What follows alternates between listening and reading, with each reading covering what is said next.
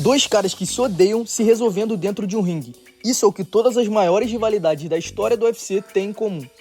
Agora, ver dois caras que se odeiam lutando é muito melhor. E nesse vídeo você vai entender a história por trás das maiores rivalidades do UFC. Mas antes, eu preciso citar alguns duelos que merecem uma moral. Trilogias históricas como Chuck Liddell vs Randy Couture, Cain vs Cigano, Cormier vs Miocic, Volkanovski contra Holloway, Poirier vs McGregor, muitas lutas históricas. Irmão, e se você odeia essa quadrilogia, eu te entendo, mas Deiveson Figueiredo contra Brandon Moreno foi histórico. E temos outros infinitos duelos, como McGregor e Aldo, McGregor e Nate Diaz, TJ Dillashaw e Cody Garbrandt, que eu poderia ficar aqui até amanhã falando, mas bora pro que interessa. Anderson Silva e Chael Sonnen. O Spider já era um campeão dominante na época. Ele destruía todo mundo desde que pisou no UFC. O cara parecia intocável. Já Sonnen era um wrestler normal, nada demais. Mas se o cara pegasse o microfone, já era. Ele entrava na mente de qualquer um. E foi isso que ele mais usou na promoção da luta. Mas dentro do cage, todo mundo esperava mais um massacre de Anderson Silva. Mas pra surpresa de todo mundo, tudo que Sonnen falou que ia fazer, ele fez.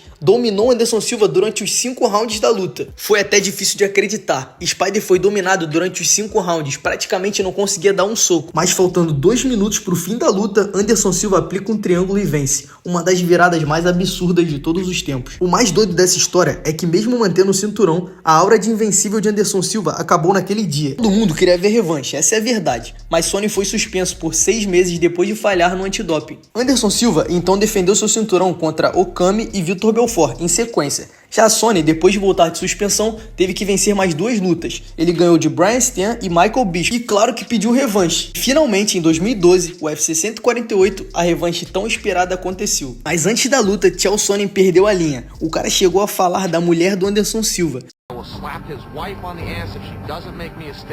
E o Spider, que era normalmente calmo, ficou completamente...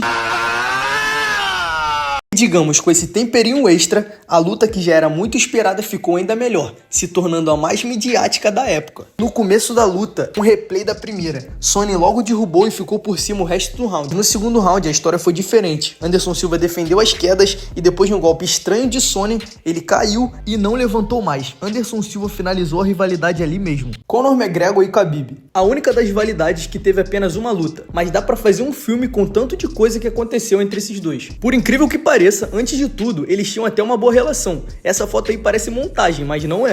Essa aí eu acho que é. A ascensão de Khabib foi um pouco mais lenta. Apesar de vencer geral, ele vivia machucado e chegou a ficar 2 anos sem lutar. Já McGregor teve aquela ascensão meteórica. Fez o que fez com Aldo em 13 segundos e virou uma estrela. Logo deu o cinturão de cima. E foi aí que a relação dele com Khabib mudou completamente. McGregor ia enfrentar Rafael dos Anjos, campeão dos leves na época. Mas o brasileiro se lesionou e teve que sair da luta. Ele foi substituído por Nate Diaz, que chocou o mundo e finalizou McGregor. 5 meses depois, Conor venceu a revanche, encerrando a rivalidade com Nate. Enquanto tudo isso aconteceu, Khabib voltou de lesão vencendo e pedindo a chance pelo cinturão. Mas o UFC escolheu McGregor, deixando o russo maluco, que logo foi no Twitter reclamar. E dali em diante, a treta entre eles esquentou. Eles chegaram a brigar nos bastidores e precisaram ser separados pelos seguranças do UFC, no evento 205, em que Conor virou duplo campeão. Depois da vitória histórica, Conor simplesmente largou os cinturões e foi lutar boxe. Khabib seguiu no UFC, atropelando todo mundo, e sempre que era perguntado pelo Conor, ele dizia que era uma luta muito fácil. E os dois viviam tretando na internet, mas em 2018 a parada ficou séria. Khabib encontrou um amigo de Conor no hotel e dizem que ele chegou a bater no cara. Conor ficou sabendo, simplesmente pegou um avião e foi com uma tropa inteira e fez isso aí. Khabib respondeu com um vídeo histórico horas depois. Send me a message like location, I'm gonna come. Whatever you want, doesn't matter. Ireland, New York, Brooklyn or Moscow, doesn't matter. Tell me.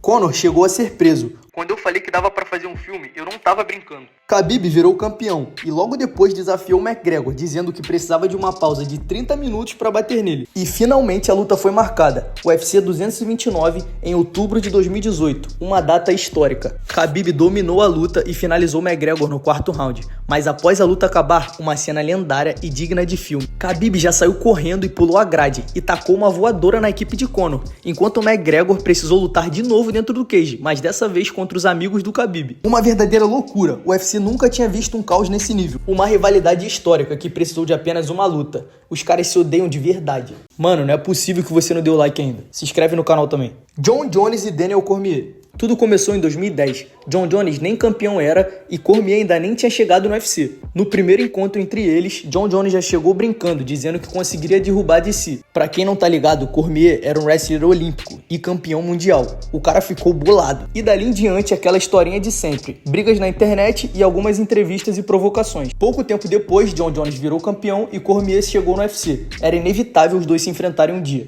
Cormier lutava no peso pesado enquanto Jon Jones lutava no meio pesado, mas isso foi resolvido bem rápido. Em 2014, quando Gustafsson sofreu uma lesão, Cormier foi chamado para substituí-lo e a luta tão esperada estava marcada. E na coletiva de imprensa, o primeiro caos. Os caras simplesmente saíram na mão na hora da encarada.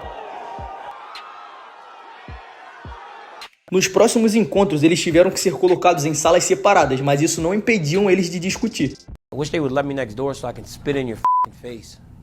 You know I would absolutely kill you if you ever did something like that, You right? could A never. luta em si foi um lutaço. Jones venceu por decisão, mas a rivalidade não acabou naquele dia. Jon Jones vivia fazendo merda, chegou a ser preso e suspenso do UFC, tendo que deixar o cinturão vago. Cormier venceu Anthony Johnson e se tornou o novo campeão meio pesado. A revanche foi marcada depois da suspensão, mas Jones caiu no antidoping de novo e foi suspenso outra vez. Cormier seguiu campeão, mas era sempre lembrado pela derrota. Jon Jones não deixava ele esquecer. Depois de mais uma volta de suspensão, a luta foi remarcada.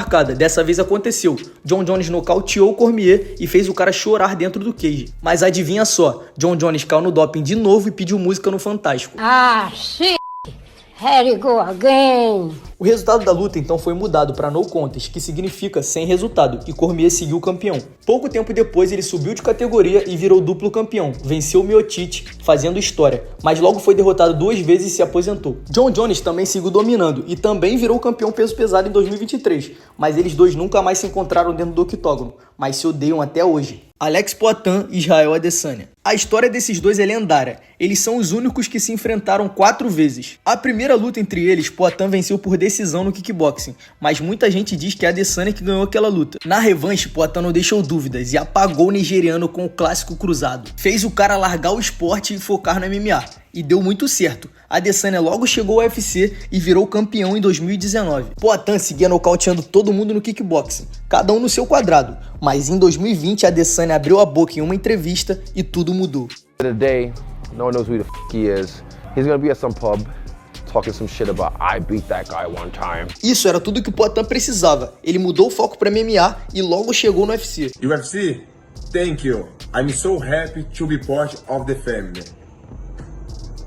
A estreia é um nocaute absurdo e Poatan precisou de só mais 2 vitórias para chegar no cinturão. Dana White não é bobo e aproveitou a história entre os dois para casar essa luta. Só 2 anos após aquela entrevista, Adesanya estava frente a frente com Poatan de novo. Parece roteiro de filme. A luta foi histórica. Adesanya estava vencendo por 3-1, mas Poatan foi pra cima no último round e nocauteou de novo. E a revanche foi marcada imediatamente. Adesanya dizia que dessa vez ele nocautearia. E Poatan, claro, falava que todo mundo sabia o que ia acontecer. Mas infelizmente, dessa vez, Adesanya estava certo. Um nocaute absurdo. Adesanya finalmente conseguiu a vingança que tanto queria. O mais doido dessa história é que Adesanya nunca mais foi o mesmo. Ele perdeu o cinturão logo em seguida para Sean Strickland e vem de 3 derrotas seguidas. Todo mundo diz que ele simplesmente perdeu a motivação depois de ter vencido o maior vilão da sua carreira. Já Poatan, o contrário. Ele subiu de categoria depois da derrota, virou campeão e hoje é a maior estrela do UFC. E lembram daquela entrevista do Adesanya? Hoje ele que é o cara do bar que diz: eu já venci esse cara um dia.